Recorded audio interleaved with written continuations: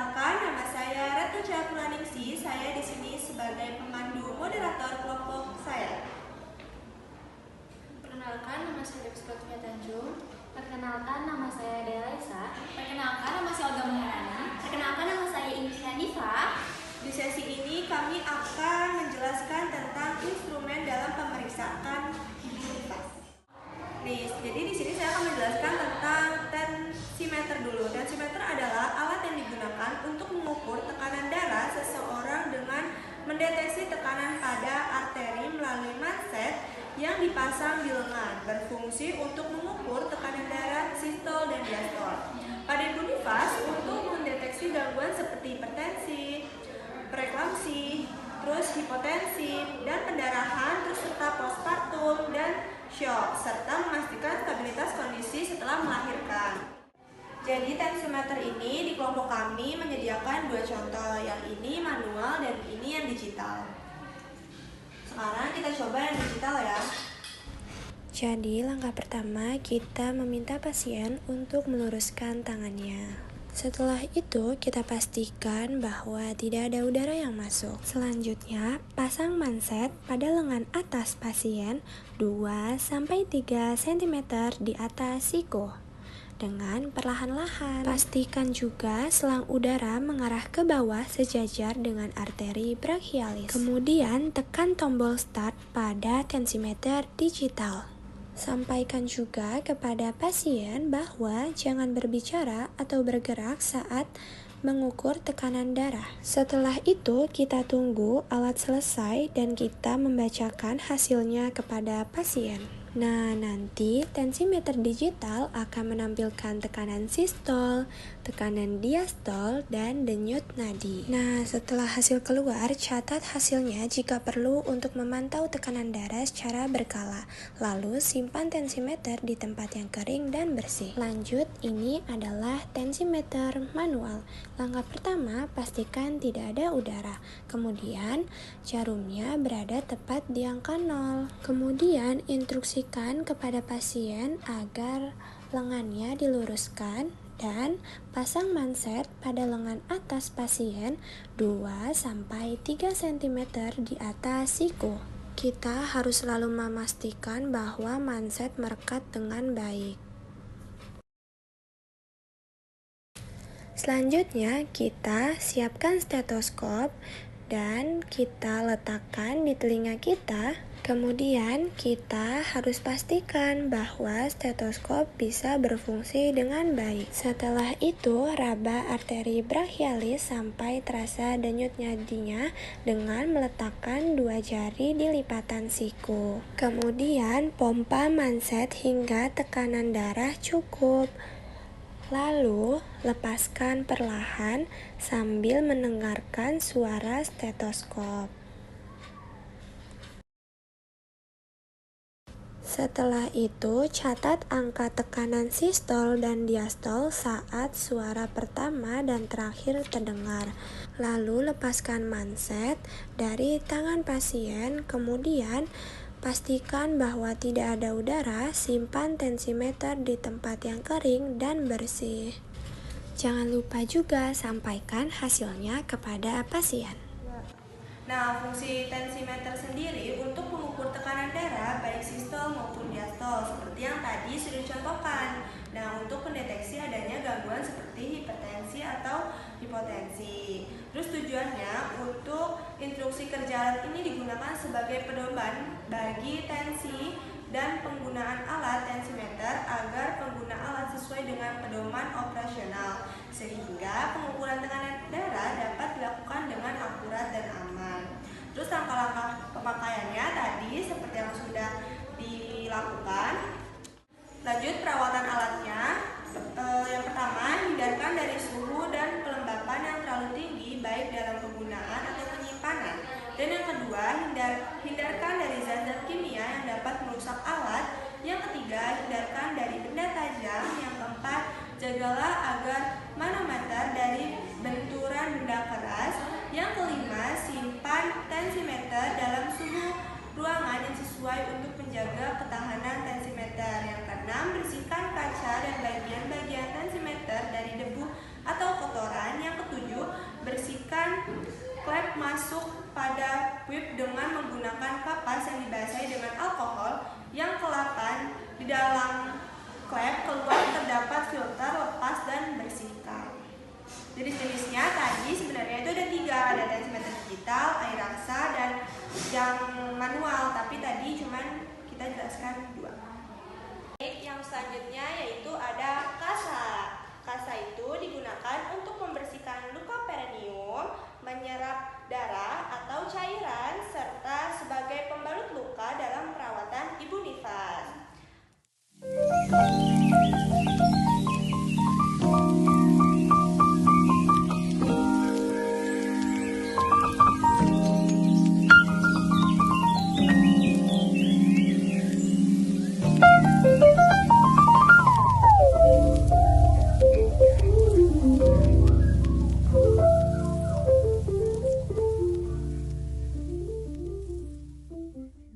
Kasa ini digunakan sekali pakai untuk menjaga kesterilan ya teman-teman.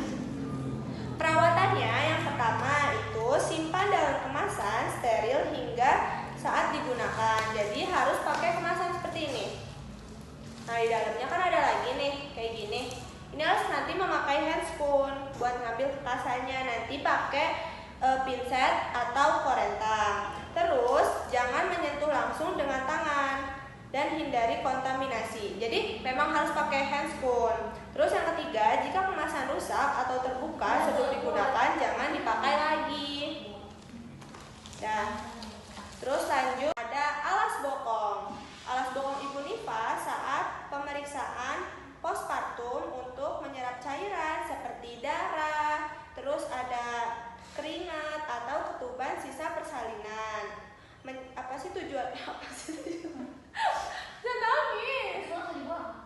Tujuannya mencegah kontaminasi tempat tidur atau meja pemeriksaan. Terus diletakkan langsung di bawah bokong ibu sebelum pemeriksaan dimulai.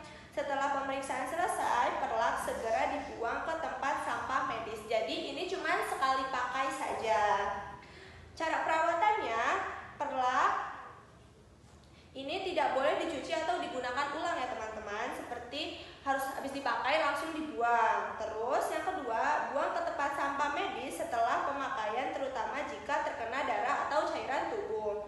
Yang ketiga, jika masih bersih dan kering, beberapa fasilitas mungkin menggunakannya untuk lapisan tambahan sebelum akhirnya dibuang. Tapi sebaiknya sekali pakai.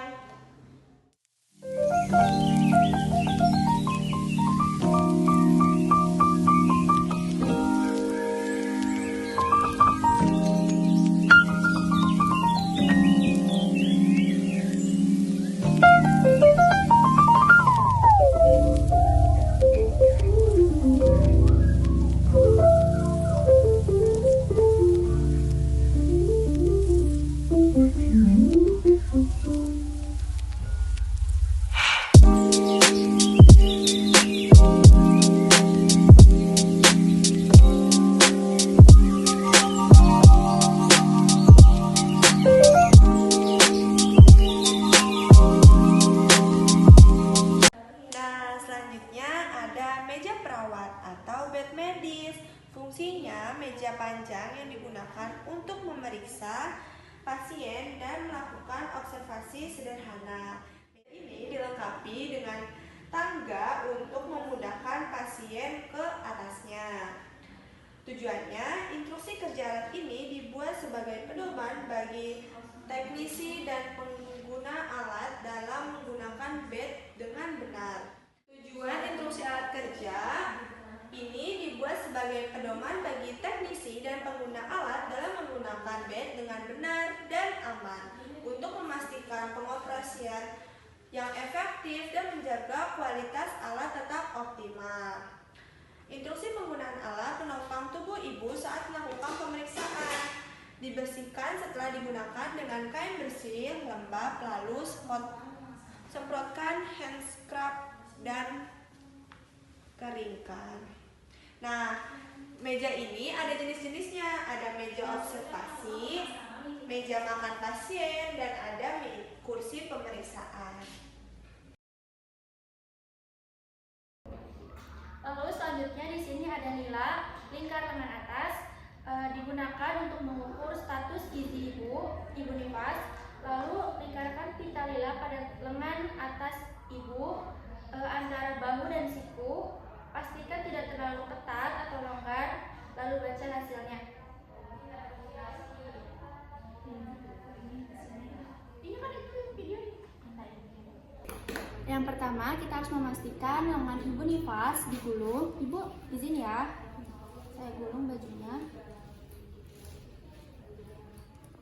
Selanjutnya yaitu kita temukan akromion dan juga olektranon. Ibu izin ya tangannya untuk dilekuk.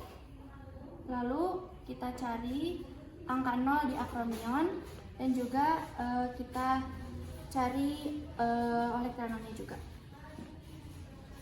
Ada di 30 bagi 2, 16.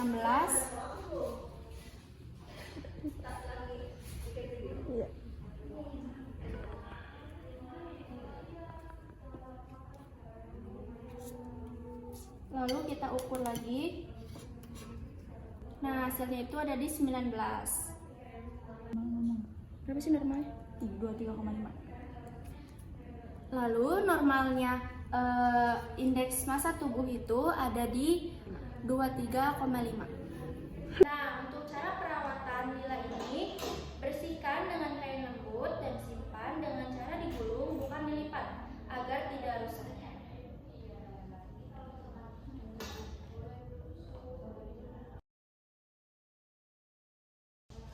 Selanjutnya yaitu di sini ada pemeriksaan HB atau hemoglobin untuk ibu nifas. Nah, di sini saya akan memberikan contoh hemoglobin yang manual. Tujuannya untuk menilai kadar hemoglobin ibu nifas untuk mendeteksi anemia postpartum dan juga memastikan ibu memiliki cukup darah untuk pemulihan pasca persalinan dan produksi ASI. Nah, prosedur pemeriksaannya yaitu persiapannya gunakan sarung tangan steril, siapkan alat pemeriksaan, lalu bersihkan ujung jari ibu dengan alkohol swab jika menggunakan metode capillary blood. Yang pertama, pastikan bidan atau perawat memakai sarung tangan atau handscoon.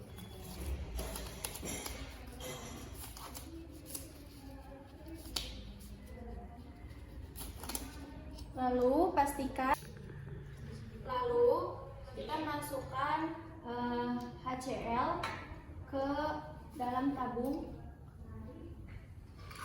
menggunakan pipet. Kita masukkan di angka 2.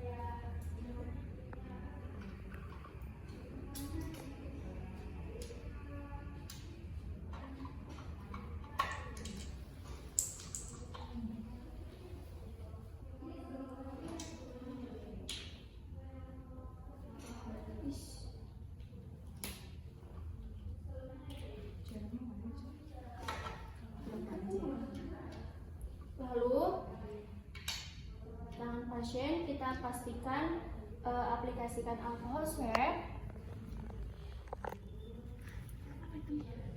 Nah, pastikan pen lensnya udah kita isi jarum ya. Pastikan sudah diisi jarum.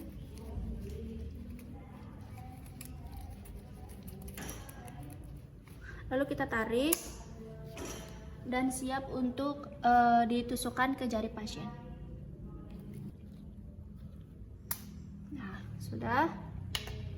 Habis itu kita sambungkan selang pengambilan darah. Benar-benar.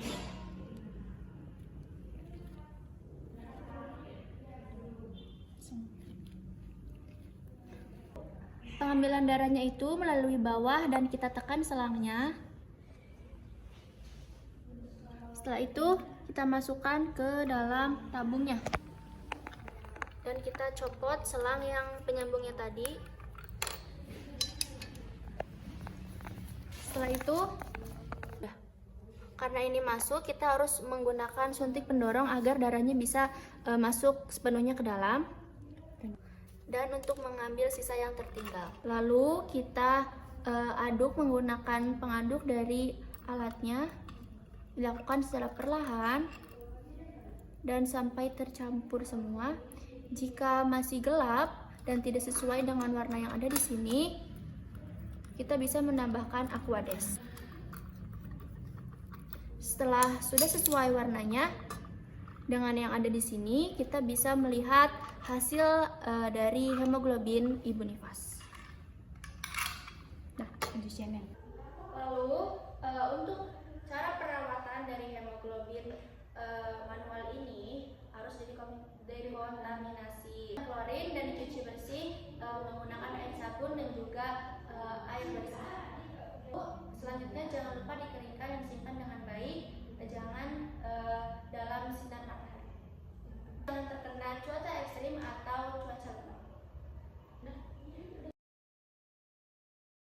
Selanjutnya ada waslab dalam pemeriksaan ibu nifas. Fungsinya yaitu memberikan tubuh ibu nifas, terutama area perineum setelah melahirkan. Lalu digunakan saat mandi atau perawatan luka jahitan. Bisa juga untuk kompres hangat atau dingin dalam perawatan ibu nifas. Ini contohnya.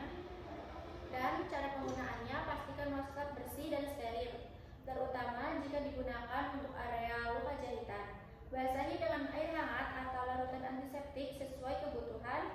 Gunakan dengan gerakan lembut saat membersihkan perineum atau tubuh ibu. Jika digunakan di kompres, pastikan suhu sesuai, tidak terlalu panas ataupun dingin. Lalu setelah selesai, cuci atau buang jika sekali pakai. Cara perawatannya, waslab sekali pakai langsung buang ke limbah medis setelah digunakan.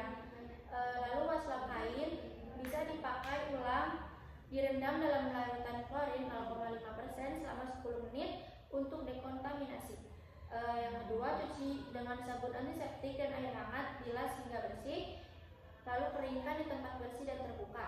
Sterilisasi dengan setrika panas atau autoclave jika diperlukan, dan simpan di tempat bersih sebelum digunakan kembali.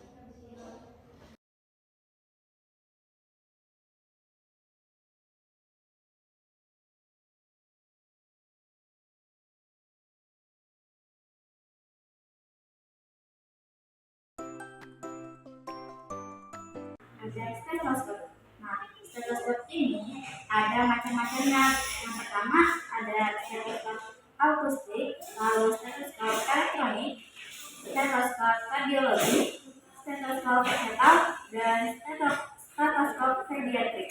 Nah, di sini kita cuma punya stetoskop pediatrik ya.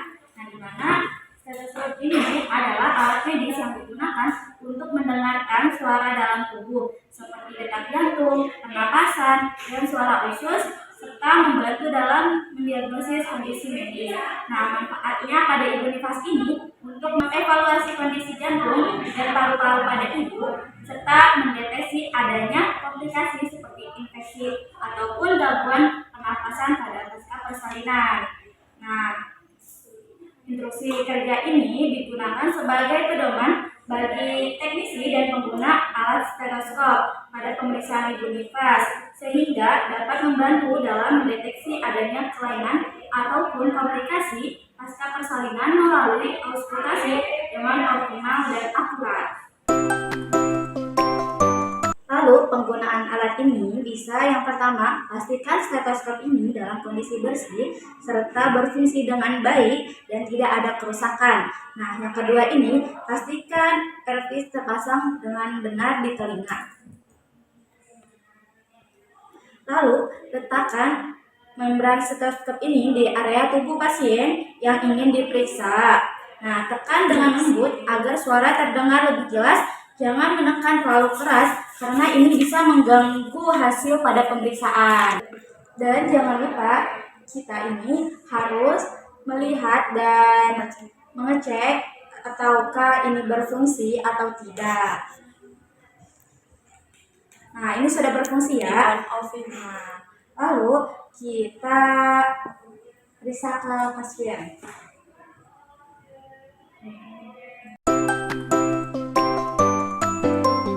Jangan lupa pada lubangnya kita tekan ya, agar kita ini bisa fokus pada suara yang terdengar seperti detak jantungnya ataupun pernapasan seorang pasien.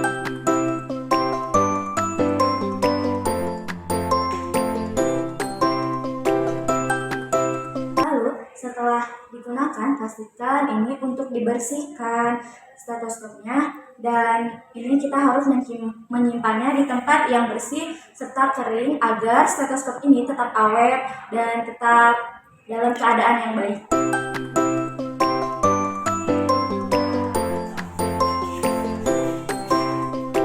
Ada perawatan alat stetoskop. Nah, yang pertama, bersihkan stetoskop setelah digunakan.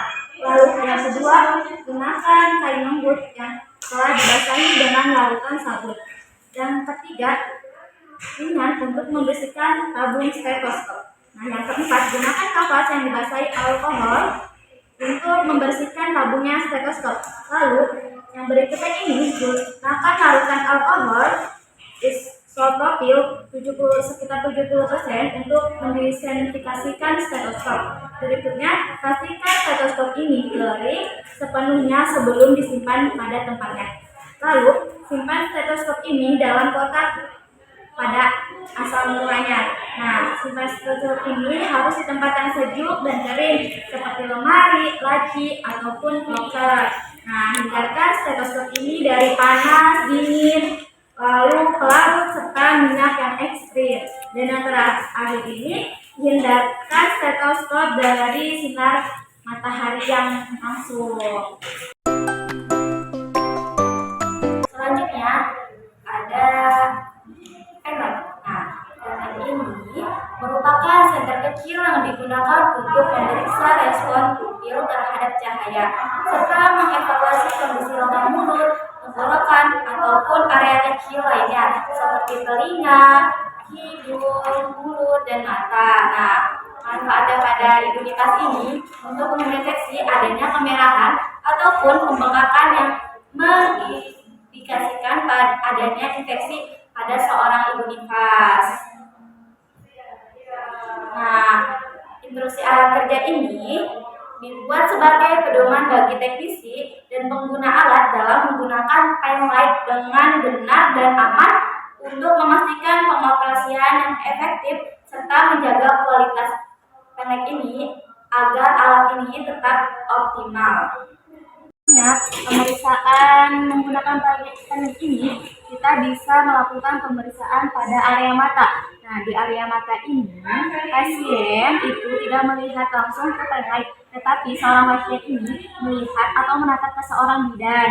Nah, ini juga melakukan pemeriksaannya jangan terlalu dekat dengan matanya pasien, tetapi agak di jarak gitu. Lalu ini juga jangan terlalu lama memeriksa menggunakan penlightnya ini kepada mata pasien. Nah, ingat pada pemeriksaan ini jangan terlalu lama juga ya, jangan terlalu cepat. Nanti kalau misalkan terlalu lama, takutnya si ibunya juga nggak bakalan nyaman.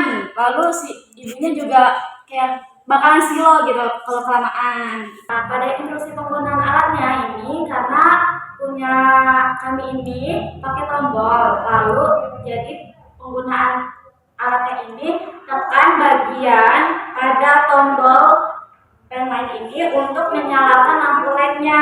Jadi seperti ini. Penlight ini sudah bisa digunakan hanya menekan tombolnya saja ya.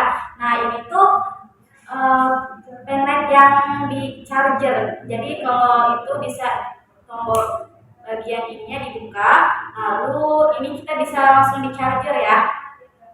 Bisa ditutup lagi. Lanjut disimpan. Nah, perawatan alatnya ini yang pertama, bersihkan secara berkala dengan kain lembut yang sedikit lembab. Lalu, gunakan kain microfiber untuk membersihkan atau menatap ke seorang bidan. Nah, ini juga melakukan pemeriksaannya jangan terlalu dekat dengan matanya pasien, tetapi agak di jarak gitu. Lalu, ini juga jangan terlalu lama memeriksa menggunakan penlightnya ini kepada mata pasien. Nah, ingat pada pemeriksaan ini jangan terlalu lama juga ya, jangan terlalu cepat. Nanti kalau misalkan terlalu lama, takutnya si ibunya juga nggak bakalan nyaman, lalu si ibunya juga kayak bakalan silo gitu kalau kelamaan. Nah, pada instruksi penggunaan alatnya ini karena punya kami ini pakai tombol, lalu jadi penggunaan alatnya ini tekan bagian pada tombol pen light ini untuk menyalakan lampu LED-nya. Jadi seperti ini. Pen light ini sudah bisa digunakan hanya menekan tombolnya saja ya. Nah, ini tuh pen light yang di charger. Jadi kalau itu bisa tombol bagian ininya dibuka, lalu ini kita bisa langsung di charger ya. Bisa ditutup lagi. Lalu disimpan. Nah, perawatan alatnya ini yang pertama, bersihkan secara berkala dengan kain lembut yang sedikit lembab. Lalu, gunakan kain microfiber untuk membersihkan lensa dan reflektor agar tidak tergores. Lalu, ini juga harus dibersihkan bagian dalamnya.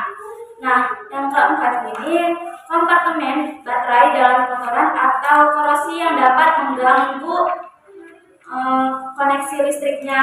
Lalu pen light ini tidak hanya satu jenis, tetapi ada beberapa jenisnya. Yang pertama ada pen light plastik, lalu pen light aluminium, dan pen light stainless steel. Nih, ini pen light stainless steel.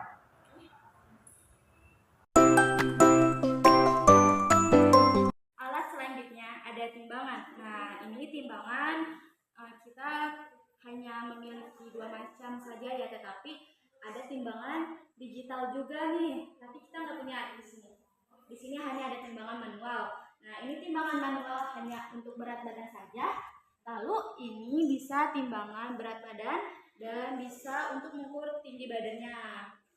Nah, cara menggunakan timbangan berat badan ini, kita boleh pasien untuk berdiri. Dan jangan lupa kita melihat timbangannya itu dengan cara di depan pasien. Nah, jadi seperti ini. Kalau timbangan digital kita melihatnya dari samping ya, jangan dari depan. Karena nanti kalau kita melihat dari depan, angka yang dari timbangan digital itu kan bakalan keliru. Jadi kayak angka 6 tetapi itu angka 9 gitu. Lalu jangan lupa pada timbangan manual ini pastikan angka jarumnya ini titik pada angka 0. Dan pastikan timbangannya ini berfungsi dengan baik ya. Lalu pada timbangan digital juga jangan lupa pastikan timbangannya berfungsi dan memiliki baterai. Nah, pada penggunaan timbangan ini digunakan untuk mengukur berat badan seorang pasien. Nah, kita kan pada Ibu Dipas, berarti timbangan berat badan ini kita untuk mengukur berat badannya seorang Ibu Dipas untuk mengetahui atau memantau status nutrisinya. Nah, lalu pada pemakaiannya pastikan timbangan ini berada di permukaan yang datar, tidak ada seperti kayak kerikil ataupun hal lainnya. Jadi kita tuh harus yang datar. Nah, ada kan lantai yang tidak terlalu datar gitu. Jadi kita pastikan lantainya ini datar.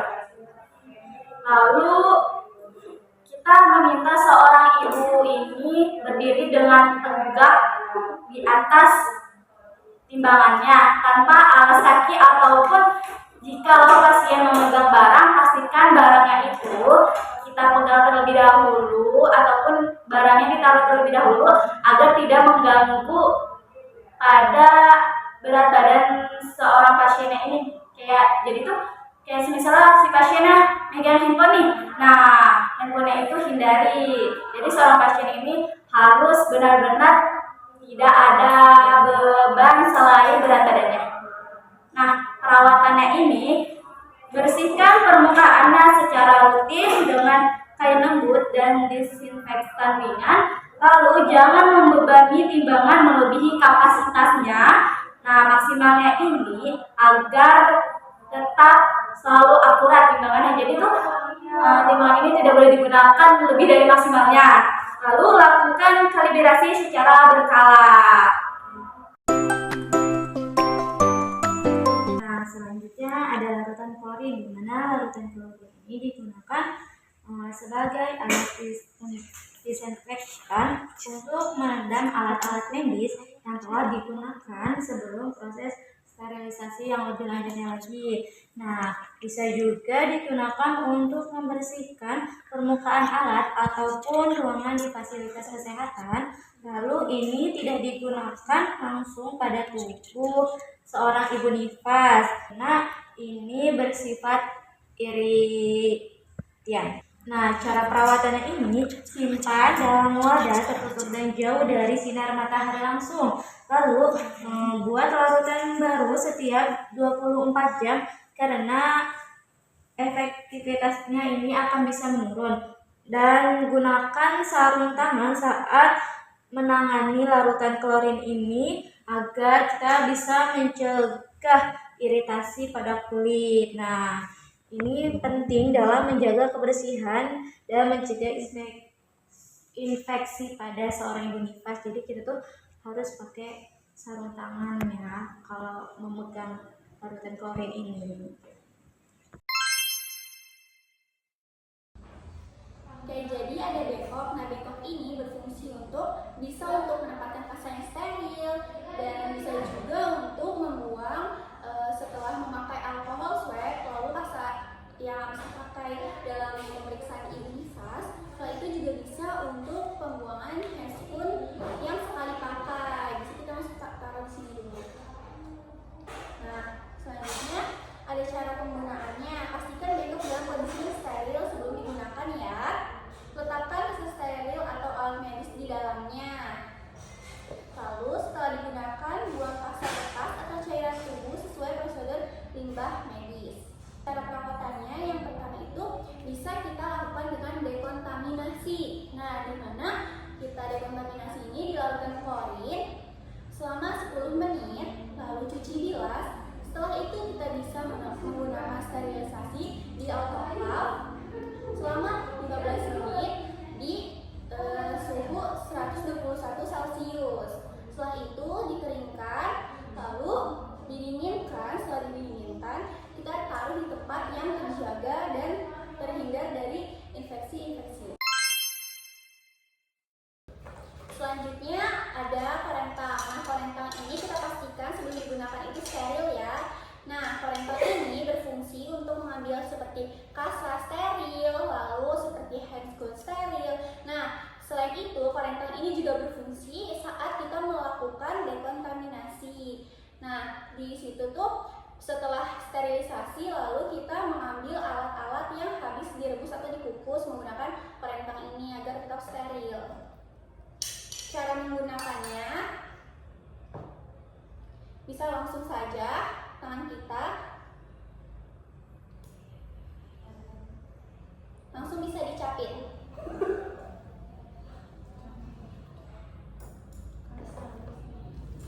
Contohnya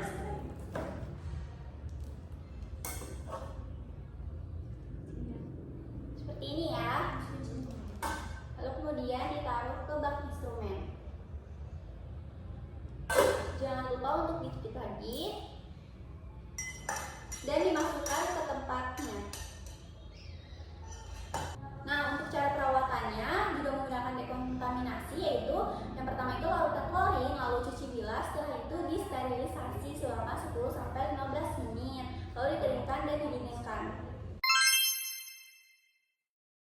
Nah, untuk pemeriksaan ibu nifas ini menggunakan handscoon, di mana handscoonnya ini ada yang steril dan non steril. Nah, kalau yang steril ini sudah terbungkus. Nah, untuk cara penggunaannya, tangan kita jangan ada perhiasan ya apapun, lalu jangan lupa untuk mencuci tangan. Ini yang pertama itu ada handscoon steril. Ini terbungkus ya, masih steril.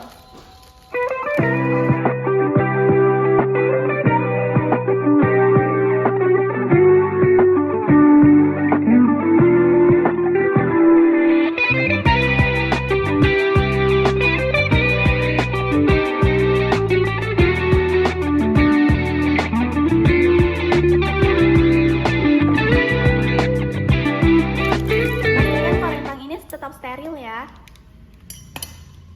Nah, untuk cara penggunaannya, kita perhatikan L itu kanan dan L itu kiri. Yang pertama, tangan kita datar seperti ini.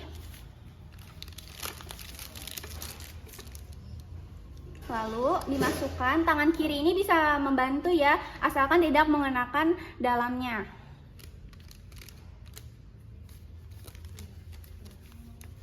Bisa untuk dibantu, tapi tidak menyentuh bagian dalam.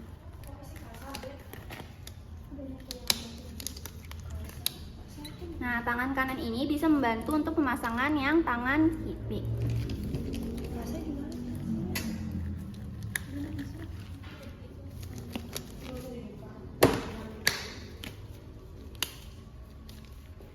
Seperti ini.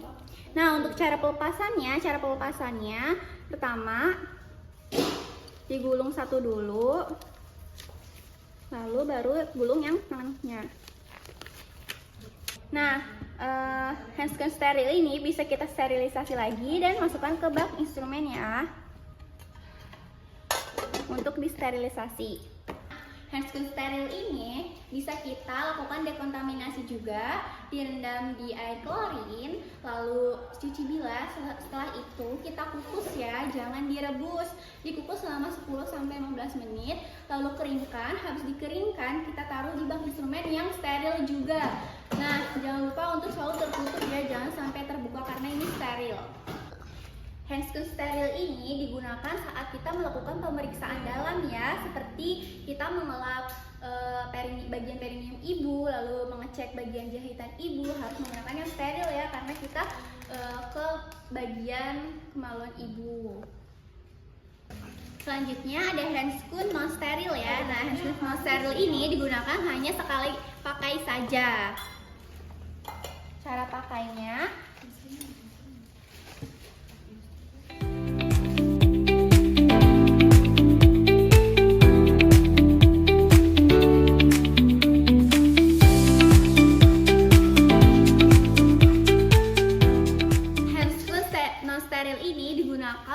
seperti pemeriksaan pada ibu nifas, diantaranya itu kayak mengukur tinggi fundus uteri ibu, lalu payudara, seperti itu ya. Nah, cara bukanya juga sama. Nah, ini bisa langsung dimasukkan ke bak sampah.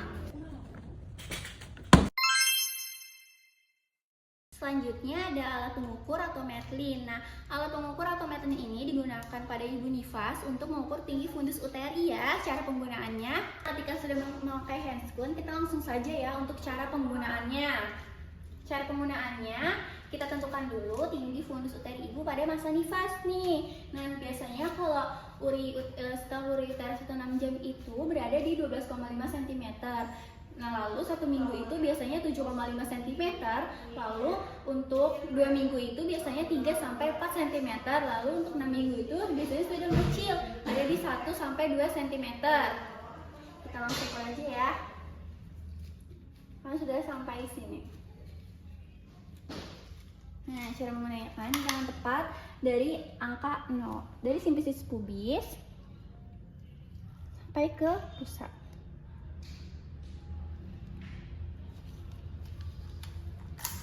Nah, seperti itu ya. Nah, untuk cara perawatannya kita bisa menggunakan menggunakan alkohol seperti alkohol 70%, lalu dikeringkan. Setelah itu kita taruh di tempat yang aman dan terjaga. Lalu jangan di udara yang lembab juga ya. Hindari paparan sinar matahari juga. Lalu habis itu sering-sering untuk dibersihkan agar tidak ada debu.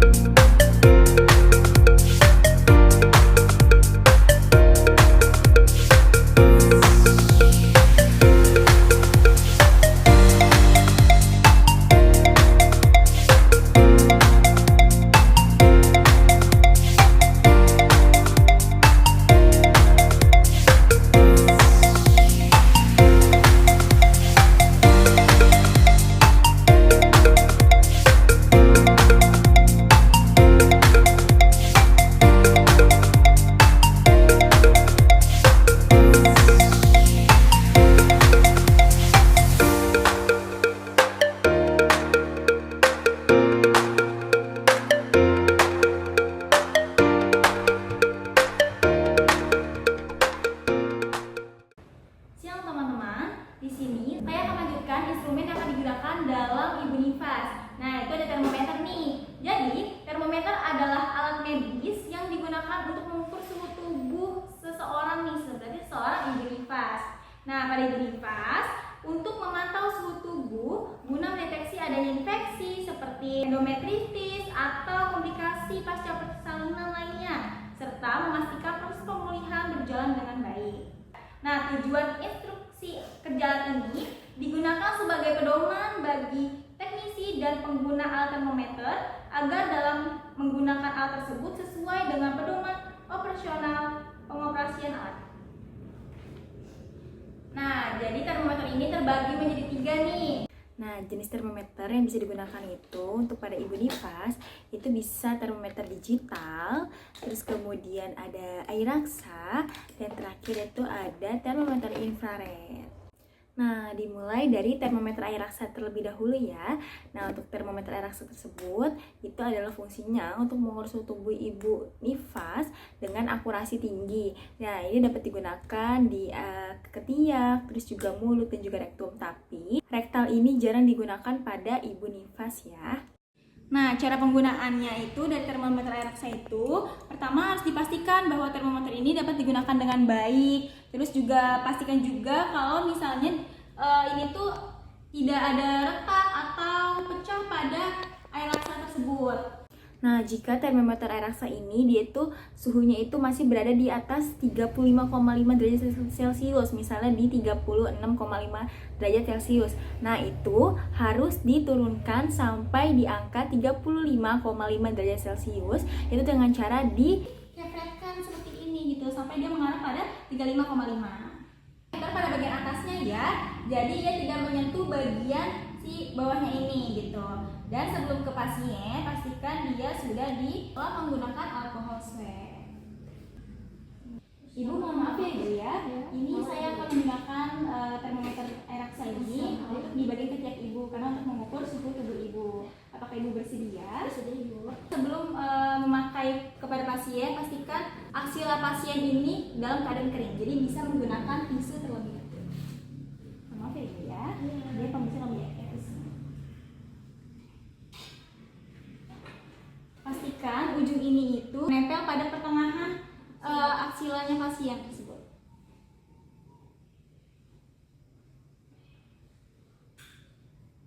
Selanjutnya kita akan menunggu selama kurang lebih 5 hingga 10 menit.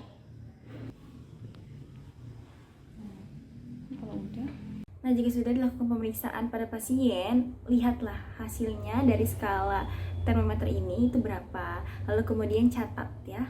Jika sudah selesai penggunaannya, selanjutnya kita akan merendam ke air klorin. Nah, ini air klorin, ini air sabun, dan ini air bersih.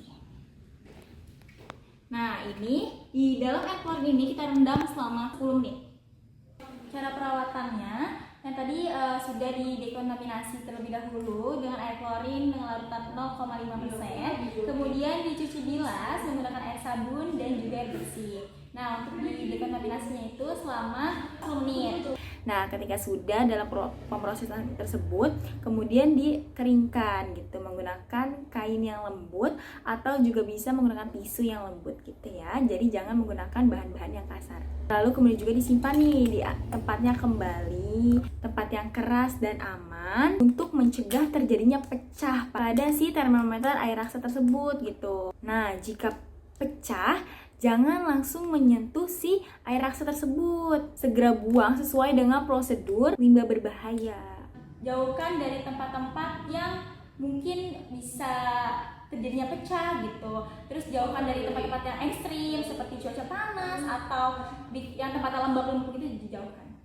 Nah, yang kedua itu ada termometer digital. Nah, untuk termometer digital ini kan ia namanya juga termometer, berarti untuk mengukur suhu tubuh kan, tapi dia itu mengukur suhu tubuh dengan lebih cepat dan mudah juga dibaca nih. Nah, nanti hasilnya itu dalam berbentuk angka digital kan. Kalau misalnya termometer air raksa ini dia itu kan harus ditunggu selama kurang lebih 5 hingga 10 menit kan, sedangkan kalau termometer digital ini kemungkinan bisa cuma sampai 1 menit tergantung dari si alatnya ini ya. Sama dia juga bisa digunakan di area ketiak atau aksila, terus juga bisa digunakan di area mulut dan juga rektum. Nah, bagaimana sih cara penggunaan alat tersebut? Sama dia juga sebelum dipakai pastikan bahwa dia itu bisa dapat digunakan, bisa nyala gitu ya.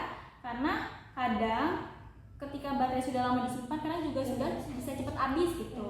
Atau kemungkinan kalau misalnya baterainya yang masih ada misalnya baru diisi tetapi ternyata nggak bisa, kemungkinan cara pemasangannya kurang tepat atau emang alat tersebut bisa saja rusak nih, entah bisa terkena cairan atau apapun, karena kan ini kan elektronik kan. Jadi ketika kita akan memeriksa, Pastikan dia on, nah seperti ini.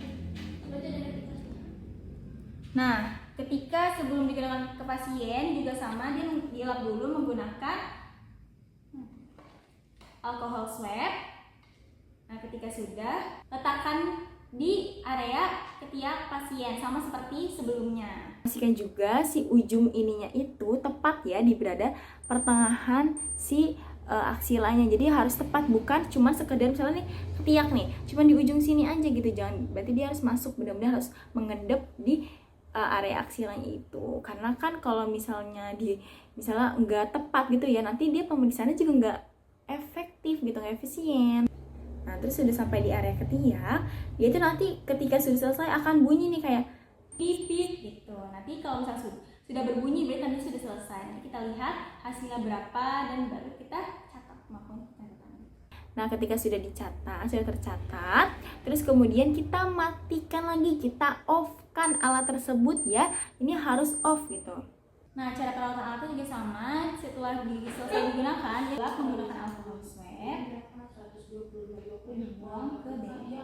Nah, terus juga ganti nih si baterainya jika sudah si layarnya ini kayak mulai redup gitu loh, kayak mulai redup, terus juga atau enggak bahkan bisa mati gitu, habis baterainya, itu harus diganti ya baterainya. Dan ketika sudah selesai digunakan, masukkan lagi kembali ke tempatnya. Ini harus dalam keadaan kering ya.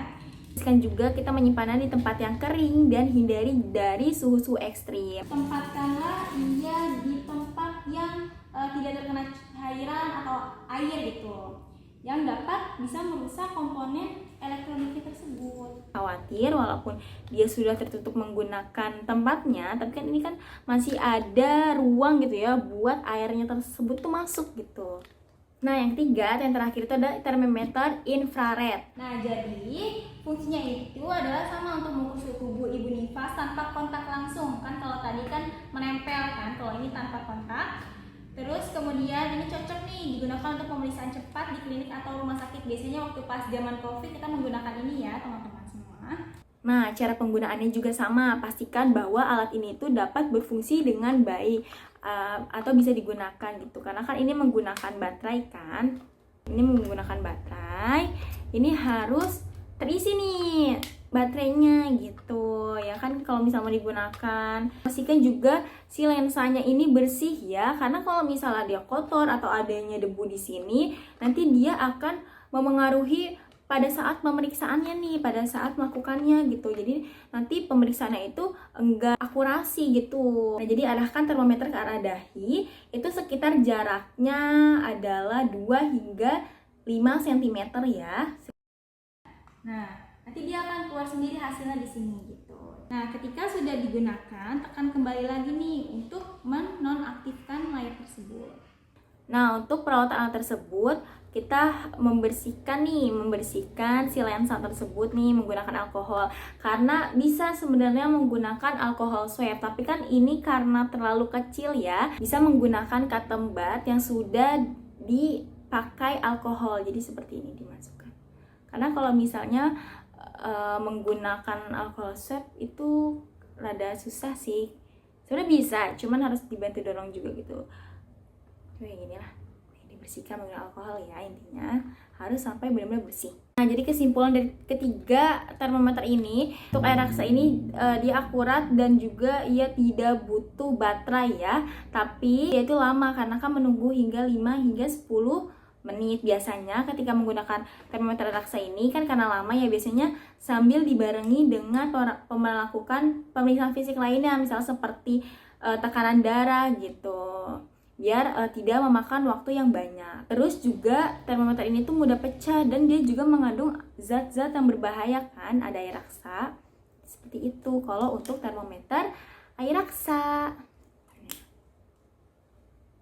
Nah, sedangkan untuk termometer digital, untuk termometer digital ini dia cepat, terus mudah dibaca, aman, dan juga ia memerlukan baterai ya. Nah, untuk yang infrared ini sangat cepat tanpa kontak langsung, bener-bener cepat banget, bip, hasilnya keluar gitu. Ini juga cocok banget ketika kita misalnya kerja di rumah sakit atau dimanapun banyak pasiennya gitu. Ini cocok banget pakai ini. Namun, ia juga bisa hasil tidak akurat jika sensornya kotor atau posisinya juga salah gitu, nggak tepat. Kayak tadi, makanya kan harus dibersihkan kan, biar nanti hasilnya juga akurat.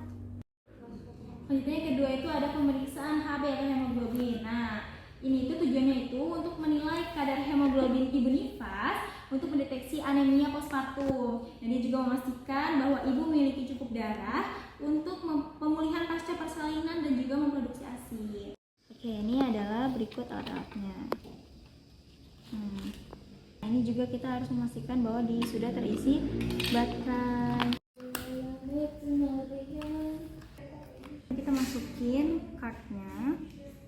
Nah, kemudian kita atur nih, ini adalah bulan, sekarang bulan kedua. Terus yang ini adalah tahun, kita tahun 2025.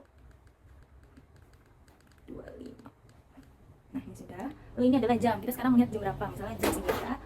Lalu kemudian kita menggunakan strip check, karena kan strip checknya di sini nggak ada ya, jadi kita ini bentuknya seperti ini, strip check seperti ini. Nah, ini tempatnya ada di sini. Nah, nanti kemudian kita masukkan ke dalam sini. Nah, ini sudah dimasukkan kan, pastikan ini juga sudah bersih, maksudnya tidak ada debu atau apa, kita masukkan. Karena sudah dimasukkan, kita harus menggunakan handscoon.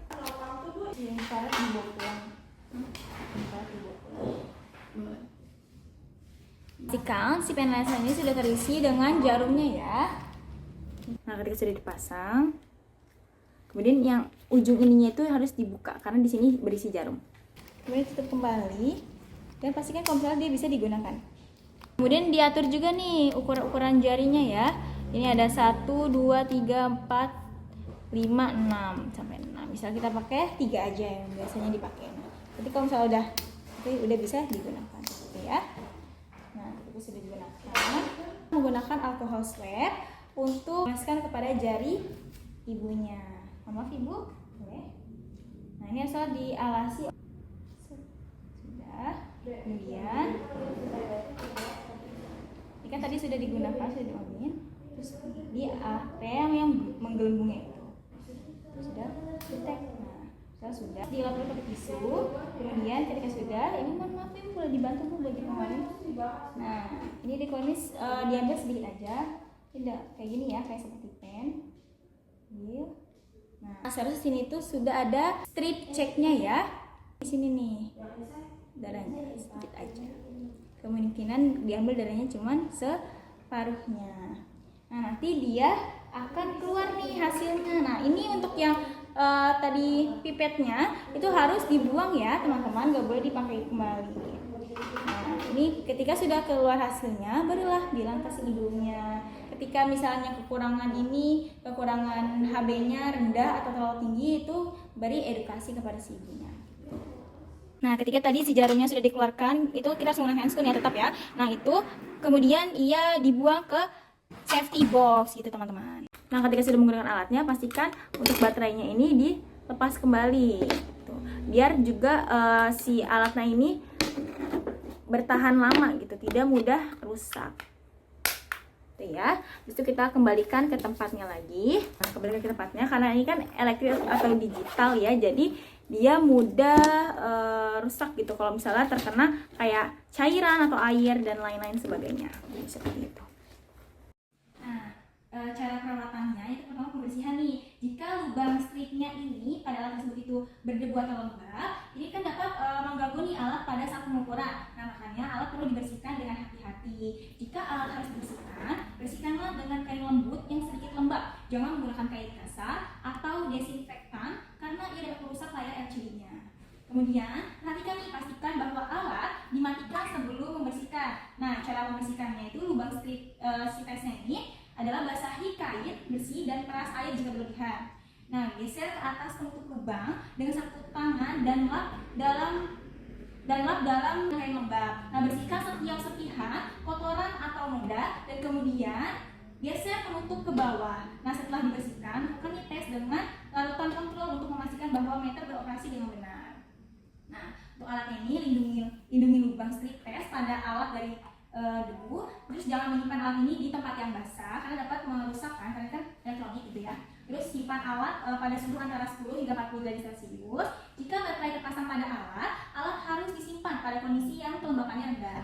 Nah, strip test ini karena nggak ada ya, jadi untuk strip test ini simpan semua strip test pada suhu tertentu mulai dari 8 hingga 30 derajat Celcius. Nah, jika strip test disimpan di suhu lebih rendah dari 8 derajat atau lebih tinggi dari 30 derajat Celcius, biarkan strip test menjadi hangat atau dingin hingga suhu kamar sebelum digunakan. Nah, jauhkan strip test dari sinar matahari langsung. Jika strip test terkena sinar matahari, nah strip test tersebut kemungkinan akan berubah warna dan tidak dapat memberikan hasil yang akurat. Terus juga chip kode tersebut. Nah, ini tuh untuk pengukuran hemoglobin harus disimpan baik-baik dalam meter atau dalam botol strip test. Nah, harap tutup juga nih botol strip test dengan rapat setelah digunakan. Jadi dia ada botol seperti botol obat gitu. Jadi nanti di situ dah dalam strip test tersebut itu harus rapat teman-teman, dan juga ini ditaruh di tempat asalnya lagi gitu. Jangan sampai kena air atau yang lain sebagainya dapat merusak ini alat tersebut. Makanya disimpan di tempat yang aman.